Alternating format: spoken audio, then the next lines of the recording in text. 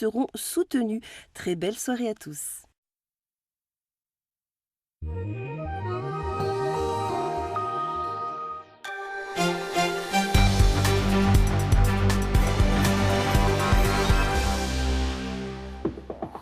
Bonsoir à tous et merci pour votre fidélité au Journal des Alpes. Au sommaire, les ex-salariés d'Ecopla déboutés en appel par le tribunal de commerce de Grenoble. Un appel jugé irrecevable par la présidente de la Cour qui a clairement mis en cause le ministère public dans ce dossier. Nous verrons pourquoi. L'entretien avec Michèle Rivasi, Europe Écologie Les Verts, la députée européenne de la Drôme, est la surprise du premier tour des primaires écologistes et se retrouvera le 6 novembre face à Yannick Jadot. Ancienne directrice de Greenpeace et cofondatrice de la CRIRAD, elle nous expliquera les raisons de cette première victoire inattendue. Enfin, nous irons à Chambéry où se rendait aujourd'hui Thierry Gouvenou, le directeur de course du Tour de France, pour présenter celle qu'on appelle déjà l'étape reine de la prochaine grande boucle, une étape hors catégorie entre Nantua et Chambéry. Juste après ce Journal des Alpes, vous retrouverez l'édition nationale avec Carole Gessler et 2 titres à la une. Le plan du gouvernement pour lutter contre le déclin commercial des centres-villes. Un magasin sur 10 est aujourd'hui déserté au profit des zones en périphérie. Nous irons à Soissons dans l'Aisne où les élus se battent pour faire revivre le cœur de la ville. Et puis sur la route de Mossoul, aux côtés de l'armée irakienne, reportage de nos envoyés spéciaux au 4e jour de l'offensive. Le groupe État islamique a subi plusieurs défaites dans des villages stratégiques en périphérie de Mossoul. Dans les Alpes, l'appel des amis d'Ecopla a donc été jugé irrecevable par la Cour d'appel de Grenoble. Fait rare, la juge a clairement mis en cause le ministère public qui aurait dû, selon elle, faire appel. Entre colère et déception, les anciens salariés qui se battent depuis 8 mois pour reprendre leur usine en SCOP comptent bien contre-attaquer. Céline Aubert, Gilles Ragry. Sur les visages, la déception et la colère retenues. Dans leur tête, les mots de la présidente résonnent. Le recours des ex-Ecopla est certes irrecevable, mais sur la forme uniquement. Les anciens salariés ne pouvaient pas directement faire appel. Seul le ministère public le pouvait. Qu'est-ce que vous avez retenu ? Que la justice n'avait pas fait son travail. Et qu'ils auraient dû le faire en temps et en heure. Et ils ne l'ont pas fait. Donc on continue. On ne va pas lâcher le morceau. C'est trop facile. 8 mois qu'ils se battent pour reprendre leur usine et à aucun moment ils n'ont baissé les bras. Aujourd'hui pourtant, le sentiment de gâchis est bien là. La juge elle-même l'a sous-entendu, sur le fond leur dossier est solide et pourtant les anciens salariés essuient échec sur échec. On le dit peut-être pas assez mais c'est écrit sur notre t-shirt, on se bat pour notre emploi. Aujourd'hui, hier c'était les Goodyear, il y a Alstom, etc., etc. Il faut un moment que ça cesse, ça suffit, ça suffit. Sur le plan du droit, nous avons encore des recours, nous avons encore beaucoup de ressources, personne n'est démotivé. Vous avez vu beaucoup d'émotions, mais ça n'est surtout pas de la démotivation, vous pouvez me croire. Donc on va continuer. Il y a Monsieur Sapin, il est demain. Prochaine étape pour les Ecopla, le nouveau recours examiné au tribunal de commerce le 3 novembre. Le dossier sera cette fois totalement remise à plat. Le juge a très clairement dit, le procureur n'a pas fait son boulot. Colère aussi de François Ruffin. Le journaliste et réalisateur de Merci Patron soutient les ex-Ecopla depuis que leur dossier de SCOP a été rejeté. Il y en a des centaines qui passent à la trappe sans qu'on les voit, des sous-traitants qui sont condamnés par les grands groupes et tout ça. Eh bien, il y en a une, on va essayer de se bagarrer jusqu'au bout, de faire changer des lois aussi à partir de ça. Imposer une loi pour que quand les tribunaux de commerce ils jugent, ils disent c'est plus important de conserver les salariés que de payer les dettes. Ce qui quand même paraît normal à peu près tout le monde. Les anciens salariés ont lancé un appel au ministre de l'économie et de l'industrie. Dans la foulée, Michel Sapin a répondu par communiqué qu'une reprise de l'activité était toujours possible. Environnement, la vignette anti-pollution sera expérimentale du 1er novembre au 31 décembre, mais elle pourra donner lieu à contravention dès le 1er janvier. En Isère, ce certificat qualité de l'air va concerner tous les véhicules qui entreront dans l'agglomération grenobloise lors des fameux pics de pollution. Les voitures les plus polluantes, bien sûr, seront les plus pénalisées. Jean-Christophe Pain, Vincent Abran. Attention, Dès le 5e jour d'un pic de pollution, les véhicules immatriculés avant 1997 ne pourront bientôt plus pénétrer dans l'agglomération. Cette mesure ne concerne que 8% des véhicules, mais à partir du 7e jour de pollution, 26% seront touchés puisque les certificats 4 et 5 seront eux aussi interdits d'agglo. Les plus impactés encore une fois, ce sont les diesels, les vieux diesels. Les populations les plus pauvres joueront-elles les boucs émissaires de cette lutte contre la pollution? Les statistiques et les chiffres sont extrêmement clairs, c'est qu'il n'y a pas véritablement de différence significative entre, je dirais, le revenu et le type de véhicule que l'on a. En fait, il n'y a pas de... C'est une idée reçue. Alors. Oui, c'est une vraie idée reçue. Et ça surprend effectivement tout le monde. Vous avez des véhicules autant je dirais, plus récents chez des familles qui sont plus modestes, parce que le véhicule est par essence un objet important dans la vie quotidienne, pour aller au travail, pour les déplacements, etc. Parallèlement aux restrictions, le Pays voironnais, le Grésivaudan, la métro vont baisser le tarif des transports en commun pendant les pics de pollution. Hélas, cette incitation ne sera pas mise en place sur l'ensemble du département de l'Isère. Le département a participé aux réunions du comité de pilotage et avait exprimé sa position là-dessus en disant, et c'est vrai, moi je le constate tous les jours, que notamment au niveau des lignes express, aux heures de pointe, tous les matins aujourd'hui, elles sont déjà saturées. Donc aujourd'hui, la gratuité ne permettait pas d'accueillir de toute façon plus de gens dans les transports aux heures de pointe. En attendant plus de bus partout, connectez-vous sur certificat-r.gouv.fr. La vignette vous coûtera 4,18 €. Si vous vous en passez, vous risquez une contravention de 22 à 35 € à partir du 1er janvier 2017. Et pour savoir ce que vous risquez justement, je vous invite à vous rendre sur notre site internet France 3 Alpes pour y trouver toutes les informations pratiques sur ce sujet, la couleur des macarons, le tarif des amendes et toutes les précisions sur la mise en application de cette vignette écolo. L'écologie qui était à la fête hier avec le premier tour des primaires, une élection marquée par la défaite de Cécile Duflot et par la qualification de Yannick Jadot et Michel Rivasi pour le second tour. Je vous propose d'écouter la réaction d'Olivier Bertrand, conseiller municipal Europe Écologie Les Verts de Grenoble.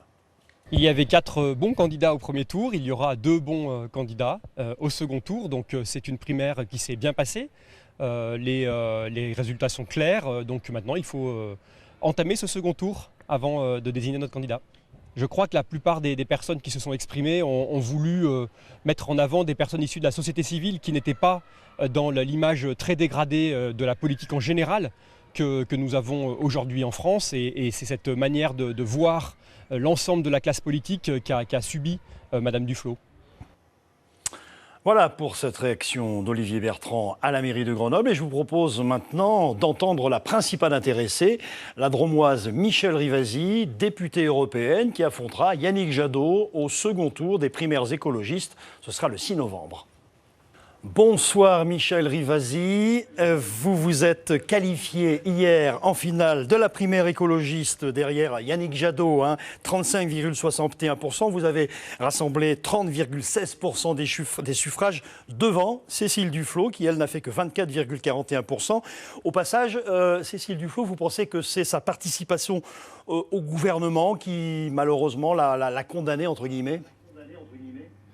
Ouais, je pense que c'est peut-être plusieurs choses, mais le fait d'avoir participé au gouvernement et surtout d'être sorti sans véritablement justifier sa sortie, mais en même temps, c'est une victime collatérale, très injuste d'ailleurs, à la fois du système Jean-Vincent Placé et puis du système Hollande. Vous voyez qu'avec Hollande, il a tendance à cramer un peu tous ses ministres. Et je crois qu'elle en fait les frais. Alors qu'elle a toujours été une combattante pour l'écologie politique. Et du coup, vous profitez de cette désaffection, et c'est vous, du coup, la surprise de ces primaires, alors que vous aviez eu du mal, on se souvient, à réunir vos parrainages. Qu'est-ce qui a marché selon vous? Pourquoi vous, à la deuxième place? Je pense que c'est tout le combat de terrain que je fais depuis 30 ans.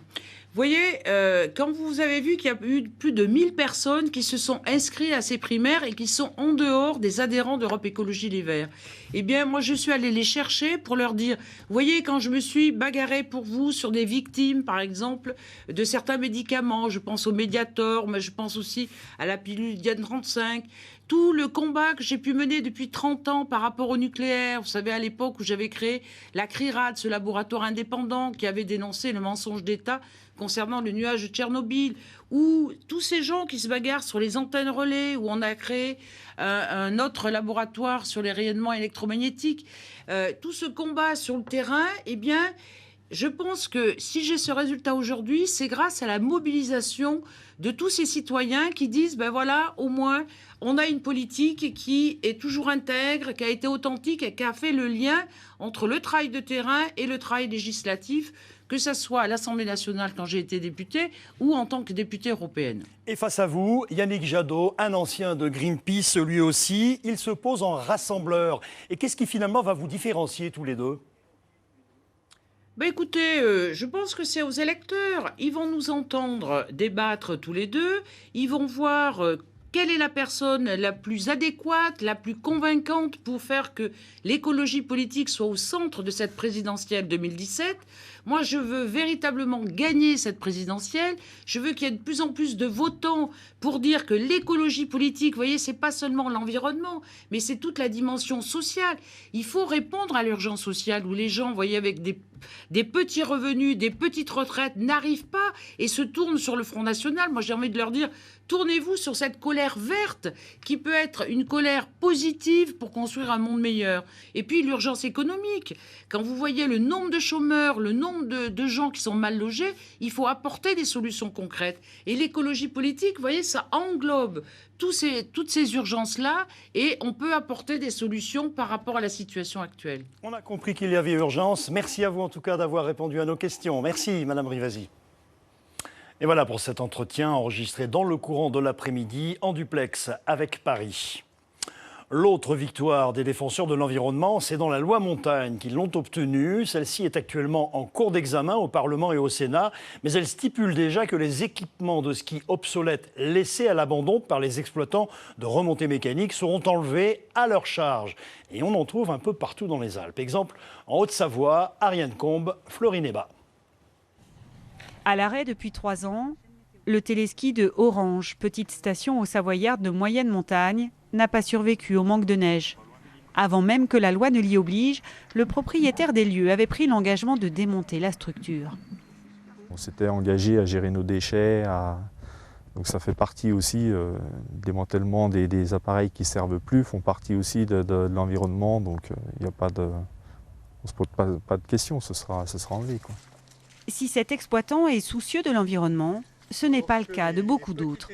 Les installations obsolètes laissées à l'abandon, l'association Mountain Wilderness en a recensé des milliers dans les montagnes françaises. Mais les câbles ont été coupés, ont peut-être été récupérés, je ne sais pas. Apparemment, c'est très très vieux.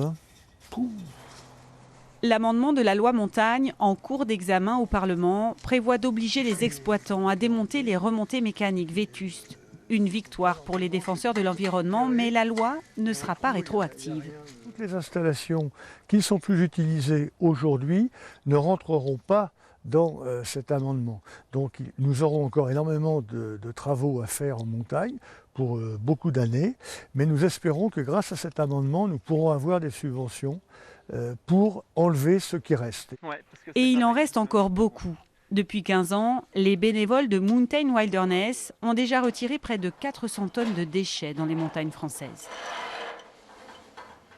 Ailleurs, dans la grande région Auvergne-Rhône-Alpes, l'actualité, c'est le démantèlement d'un réseau de trafic de drogue dans la Drôme.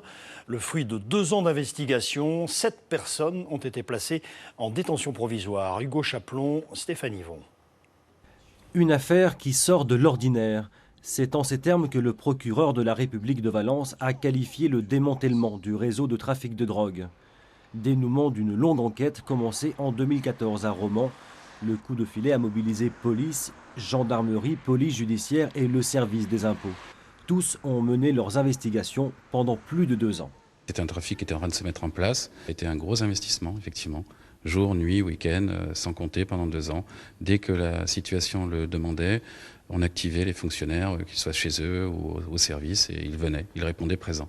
Et pendant 2 ans, ils ont tenu. Les perquisitions ont permis aux enquêteurs de mettre la main sur 56 000 € en liquide, des véhicules et des articles de luxe. D'après le parquet, plusieurs centaines de kilos de résine de cannabis ont été écoulés dans 3 départements de la vallée du Rhône et notamment dans plusieurs quartiers sensibles de la Drôme. Il y a une volonté assez forte effectivement de casser cette économie souterraine qu'on est amené à observer autour de ces trafics, avec des gens qui font de l'argent, hein, très, très clairement autour de ça, et qui répandent leurs produits sur ces quartiers-là et un peu l'extérieur. Sur les 13 personnes interpellées, des hommes âgés de 25 à 35 ans, 9 ont été mis en examen pour trafic de stupéfiants, blanchiment et association de malfaiteurs.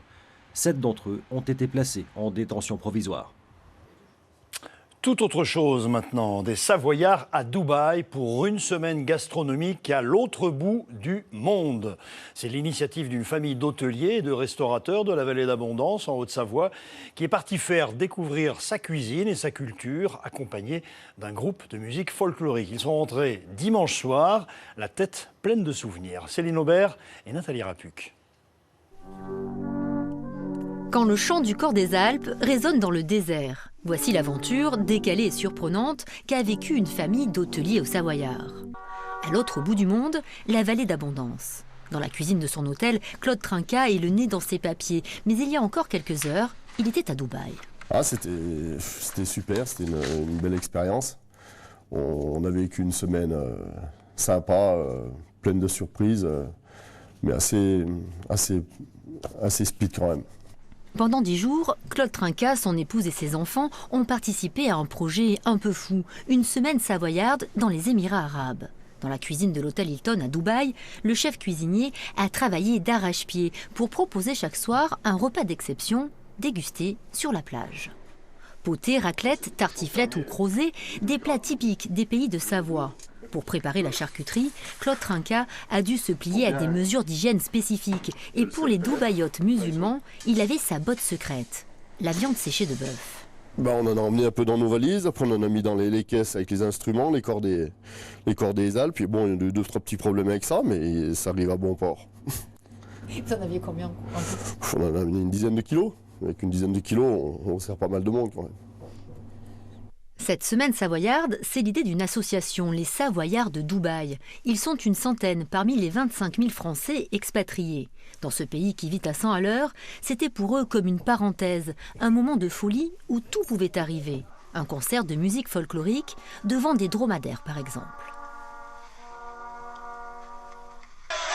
Ou encore dévaler la piste de ski artificielle de Dubaï en jouant de l'accordéon. Les personnes qui étaient le plus contentes de nous voir, en fait, c'était les Savoyards eux-mêmes. Je pense que c'était le petit cadeau d'avant Noël et c'était le retour aux sources. Et je pense que ça a rechargé les batteries pour tous ces expatriés qui sont à l'étranger. C'est la deuxième fois que cette semaine savoyarde atypique est organisée. Elle est destinée à faire connaître les deux Savoies, mais aussi à favoriser les échanges commerciaux.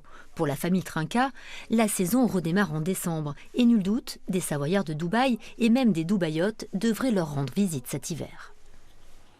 Économie avec l'ouverture d'une enseigne AFB dans la zone industrielle de Saint-Martin-le-Vinou, près de Grenoble.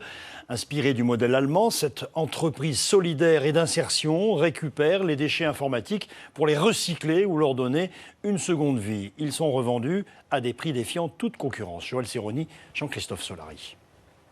Donc, juste pour vous donner une idée de la détail d'écran. Quand il a poussé la porte de ce magasin sur la zone industrielle, Thierry n'imaginait pas tomber sur un vendeur plus soucieux de l'avenir de la planète que de celui de son chiffre d'affaires. Ici, pas de modèle dernier cri. Tous ces équipements informatiques ont été cédés par des partenaires à l'entreprise AFB qui se charge de leur offrir une seconde vie. Vous avez une société qui va lutter contre le vieillissement programmé, en fait, l'obsolescence programmée des ordinateurs et de tout ce qui est lié à l'informatique. En proposant justement des produits qui sont reconditionnés. Il n'y aura pas de souci, a priori, votre disque dur, il n'a rien. Une société solidaire à but non lucratif qui se charge de recycler des ordinateurs, téléphones ou tablettes qu'elle récupère auprès d'entreprises ou de collectivités. Donc ici, on est sur la partie arrivage donc du matériel informatique qui arrive chez nous, où il va subir en fait différentes phases de traitement. Effacement des données, test et contrôle des équipements, installation d'un nouveau système d'exploitation, l'appareil est reparti pour une nouvelle vie. 3 techniciens sont chargés de ces tâches. Nos techniciens ont tous un handicap, quel qu'il soit, et c'est un des principes d'AFB que d'embaucher 80% de main-d'œuvre en situation de handicap. Quand on a été diagnostiqué d'un handicap, on a besoin souvent d'être pas d'être tenu par la main, mais d'être accompagné dans le travail. Donc c'est le but de cette entreprise. Oui. Et en plus, ici, vous cherchez le chargeur ? Le service après-vente est bien assuré. Alors vous le prenez ? Oui. Le vendeur est bon, le produit aussi. Donc on verra. Je suis là régulièrement, donc si je suis pas content, je pourrais toujours revenir. Je suis pas inquiet. En Savoie, ce sera l'étape reine du Tour de France 2017. Elle conduira les coureurs de Nantua dans l'Ain à Chambéry sur un parcours au relief impressionnant avec notamment 3 cols hors catégorie au programme.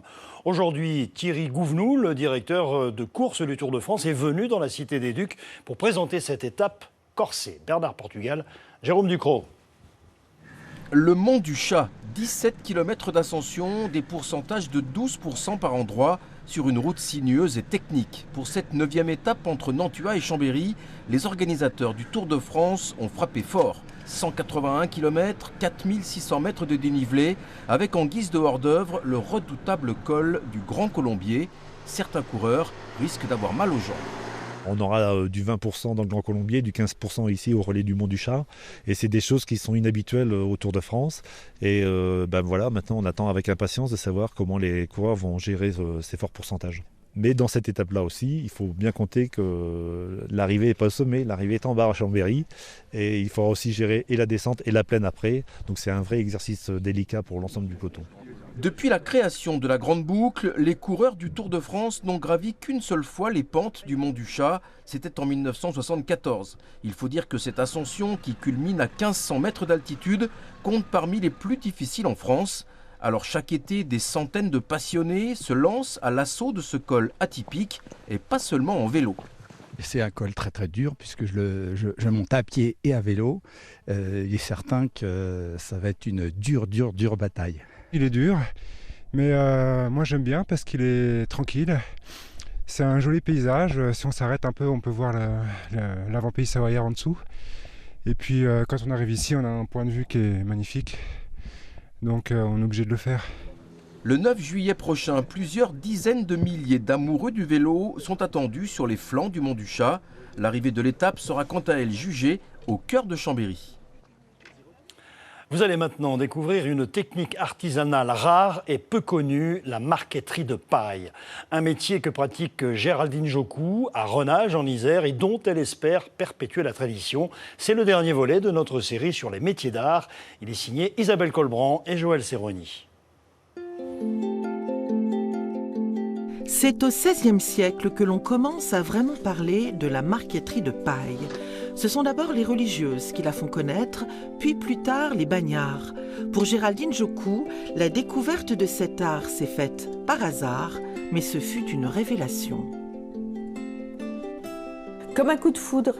On ne sait pas pourquoi, mais d'un seul coup, le matériau que vous avez dans les mains, vous aimez la chaleur, vous aimez ce que vous pouvez en faire, vous aimez le bruit quand vous ouvrez la paille.